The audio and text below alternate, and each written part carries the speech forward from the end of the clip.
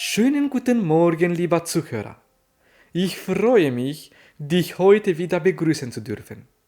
Gestern sprachen wir, dass die Wasserquelle, welche die Familie repräsentiert, in der Stadt Jericho tödlich war. Heute werden wir über ihre Heilung sprechen. Jericho war eine wundervolle Stadt. Es gab viele bemerkenswerte Gebäude, Hochschulen und viele andere wundervolle Dinge. Aber das Einzige, was für das Land wesentlich war, war nicht da. Das Wasser war schlecht. Wasser ist eine wesentliche Sache für unser Leben. Wir können ohne gute Gebäude leben. Wir können sogar tagelang ohne Essen auskommen. Aber ohne Wasser kann man nicht lange leben. Das Aussehen ist angenehm, aber das Herz ist schlecht.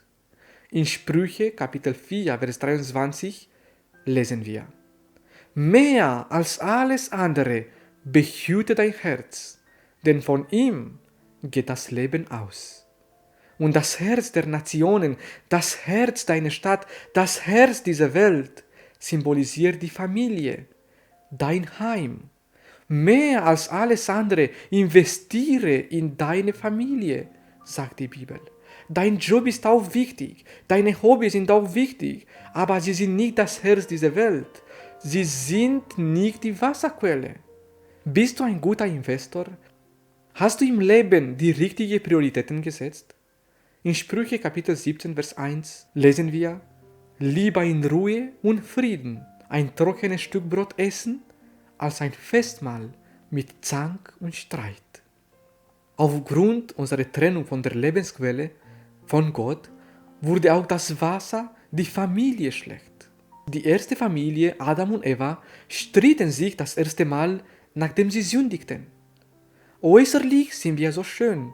Wir tragen schöne Kleider, wir haben gute Manieren, wir haben viele Abschlüsse und wir haben gute Häuser. Aber das eine, was wesentlich ist, gesundes Wasser, haben wir nicht. Das sehen wir heute überall auf der Welt und nicht nur in der Welt, sondern auch in den Kirchen. Man sagt, dass ein Tropf Öl ungefähr eine Tonne Wasser verunreinigen kann. Wie viele Schäden verursacht eine giftige Quelle? Unzählbare. Aber was ist Gottes Heilmittel für dieses schlechte Wasser? Was ist Gottes Heilmittel für dieses unfruchtbare Land? Was ist Gottes Heilmittel für die Unfruchtbarkeit in deinem und meiner Familie, in deinem und meinem Leben? Wie können reine Flüsse lebendigen Wasser aus uns herausfließen? Mein Leben war eine Zeit wie eine Handpumpe. Hier und da ein paar Tropfen Wasser. Aber Gott erwartet Ströme, nicht Tropfen. Die Antwort an unsere Fragen finden wir in 2. Könige, Kapitel 2, Vers 20. Da sprach er: Bring mir eine neue Schale und tut Salz hinein. Gottes Heilmittel für eine unfruchtbare Welt und für Fruchtlosigkeit in der Familie, in der Kirche ist: Bring mir eine neue Schale voller Salz.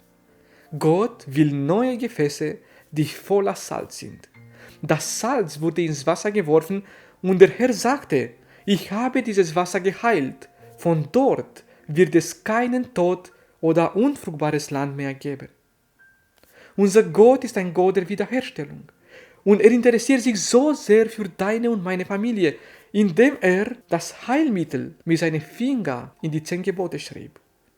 In 2. Mose Kapitel 20, Vers 9 und 10 lesen wir: Gedenke an den Sabbattag und heilige ihn. 6 Tage sollst du arbeiten und alle deine Werke tun.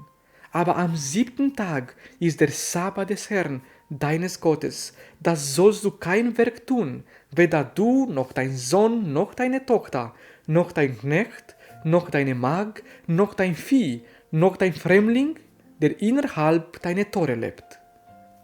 6 Tage sollst du arbeiten. Was kommt nach dir? Du musst in der ersten Linie auf dich aufpassen. Du sollst zuerst als Vorbild sein. Und dann, was kommt nach dir? Dein Fremdling? Viele verstehen das so: gehe zuerst, Fremdlinge zu missionieren. Aber nein, die Reihenfolge ist dein Sohn und Tochter, weil das ist die Quelle. Von da aus kommt Segen oder Fluch. Gott hat uns einen Sabbat gegeben als ein Segen, damit wir Zeit für ihn und für unsere Familie finden, damit wir lernen, miteinander zu wohnen. Jetzt überrascht uns die Corona-Krise, weil wir nicht mehr wissen, wie es ist, wenn alle Familienmitglieder zu Hause sind. Gott wusste alle diese Gefahren und Krisen, die der Mensch erleben wird.